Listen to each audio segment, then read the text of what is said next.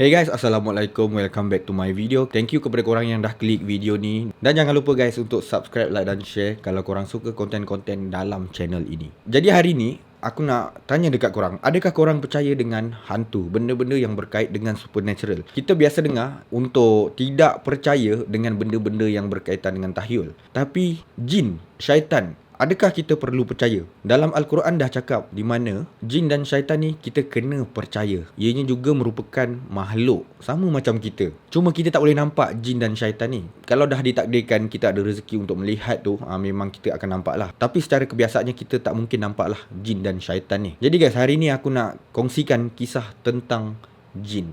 Jin yang dinamakan Ummu Sibyan. Macam aku cakap tadi, kalau jin korang kena percayalah. Tapi daripada segi cerita ni, betul atau salah, gunakan saja sebagai info, knowledge dan pengetahuan dan sebagai hiburan. Apa-apa benda sekalipun yang korang dengar, percaya atau tidak percaya, korang perlulah berbalik kepada Al-Quran. Sebab itu adalah satu-satunya petunjuk dan sebenar-benarnya maklumat yang masih ada di muka bumi ni. So let's dive into this video.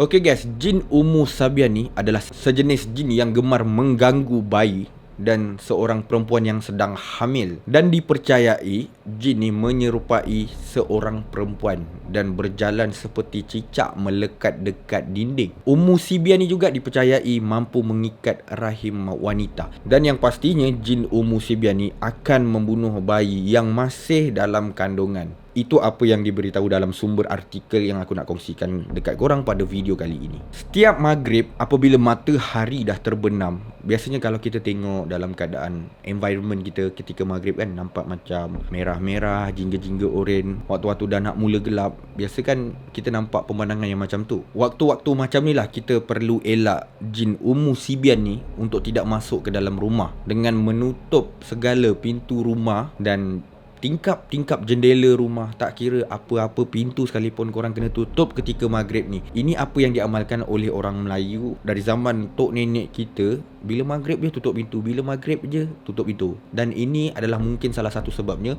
untuk mengelakkan jin Ummu Sibyan ni masuk ke dalam rumah. Bila korang dah tutup pintu, dah tutup tingkap, cubalah maghrib-maghrib tu korang buka lah ayat suci Al-Quran, buka orang mengaji ke, ataupun korang yang mengaji ke, bacalah, at least korang boleh baca bismillah pun dah cukup lah. Ataupun korang boleh baca ayat kursi, takkan ayat kursi pun tak tahu. Baca apa yang korang mampu je. Dalam artikel yang aku jumpa ni, dia kongsikan di mana jin Ummu Sibyan ni dikatakan akan memasuki rahim wanita dengan tujuan supaya wanita itu tidak mengandung. Jadi betul lah apa yang aku cakap tadi kan. Dia mampu mengikat rahim wanita, memberi maksud kepada tidak membenarkan perempuan itu mengandung ataupun tidak mampu hamil. Ini apa yang akan dilakukan oleh jin Ummu Sibyan, masuk ke dalam rahim dan menyumbat rahim itu dengan dirinya, dan tidak akan membenarkan apa-apa fertilization berlaku dekat situ. Tak akan membenarkan perempuan tu mengandung, hamil ke apa sekalipun. Kemudian dipercayai jin Ummu Sibyan tu sendiri boleh memasuki ke dalam badan janin. Ini yang paling menakutkan guys. Dia boleh masuk ke dalam janin dan membuatkan janin tu sentiasa menendang-nendang rahim ibunya sehingga keguguran, sehingga janin itu sendiri gugur. Bayangkan guys, dia macam dia merasuki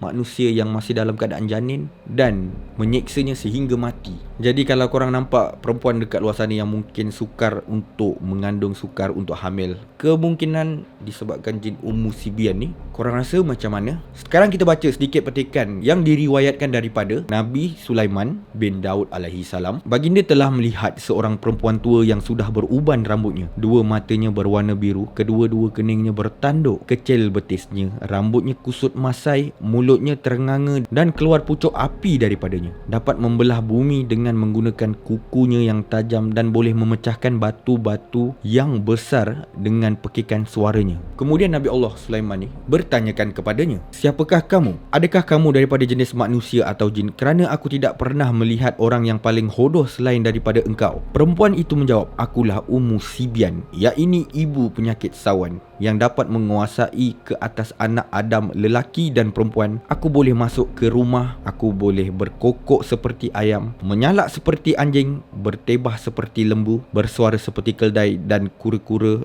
dan bersiul seperti ular. Dekat sini korang boleh nampak tak di mana Ummu Sibyan ni boleh menyerupai segalanya. Kemudian jin Ummu Sibyan ni dia bagi tahu lagi di mana aku juga boleh bertukar-tukar wajah dengan pelbagai rupa. Aku boleh mengikat rahim perempuan, boleh membunuh anak-anak di dalam kandungan, dan mereka semua tidak akan mengetahui bahawa itu adalah angkara daripada aku. Aku memasuki ke dalam rahim seorang perempuan dan aku ikat rahimnya serta sumbat, lalu dia tidak boleh mengandung dan jadilah rahimnya kosong. Aku masuk ke dalam perut orang perempuan yang hamil di waktu janin di dalam kandungannya sedang membesar. Aku tendangnya, maka berlakulah keguguran dan jadilah rahimnya kosong semua. Jadi guys, ayat ini yang diriwayatkan kepada Nabi Sulaiman ni telah memberitahu tentang tujuan jin yang dinamakan Ummu Sibyan ni memasuki ke dalam badan seorang wanita. Nampak seperti dia nak cuba hentikan penambahan populasi, di mana kita tahu kan dalam Islam adalah satu benda yang elok sekiranya berlaku kelahiran anak Adam. Jadi bertambahlah hamba-hamba Allah di muka bumi ini.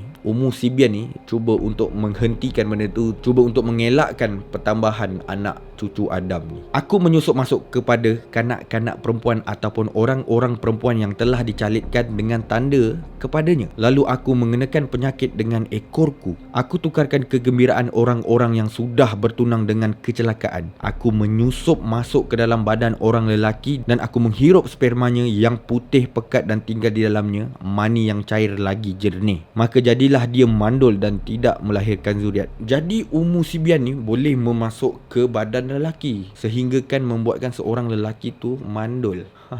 Interesting. Satu story yang very interesting bagi aku. Bukan sahaja perempuan, tapi laki juga turut jadi mangsa. Aku juga pergi kepada peniaga-peniaga dan aku palingkan jualannya. Dengan itu dia tidak akan mendapat keuntungan. Aku meresap masuk ke dalam bumi yang kering, lalu aku sapu menjadikan ia tandus. Dengan itu, ia tidak lagi menjadi subur, segala tanamannya tidak akan menghasilkan buah. Aku juga menyekat anak-anak kecil dan aku campakkan kepadanya kepanasan yang sangat panas dan kesakitan yang mengerikan. Maka dengan itu menggigillah badan mereka sera diconteng-conteng rupa paras mereka supaya dibenci orang. Jadi dalam perenggan ni pula, dia menunjukkan di mana Ummu Sibyan ni mampu merosakkan rezeki seseorang, seperti orang yang mempunyai punca rezeki dalam cucuk tanam, dalam hasil tanaman. Dia membuatkan tanaman tu tidak subur. Kemudian merosakkan peniaga-peniaga yang cuba mendapatkan punca rezeki dari menjual barang. Kemungkinan besar perniagaan dia drop, berniaga tak laku, orang tak datang, orang tak nampak kedainya. Boleh jadi macam tu hasil daripada apa yang dilakukan oleh jin Ummu Sibyan. Jadi guys, apa kesimpulan yang kita boleh dapat daripada cerita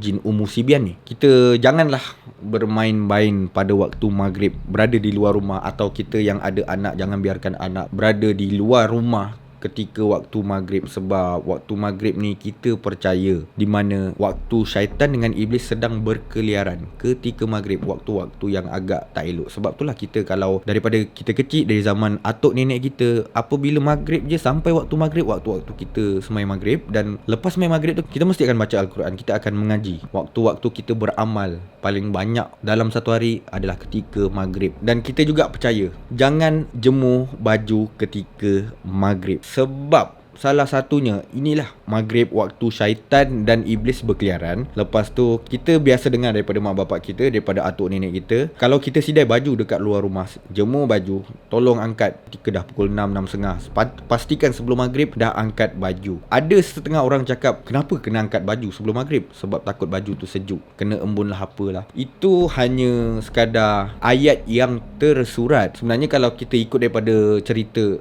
jin Ummu Sibyan ni, ada sumber yang kita dengar di mana jin suka di kawasan-kawasan lembap, dan salah satunya baju. Kalau baju tu dah kering, kita biar je dekat luar, dia akan jadi kena embun, dia akan jadi lembap semula, dia akan sejuk. Jadi tempat-tempat tu jadi tempat-tempat jin duduk.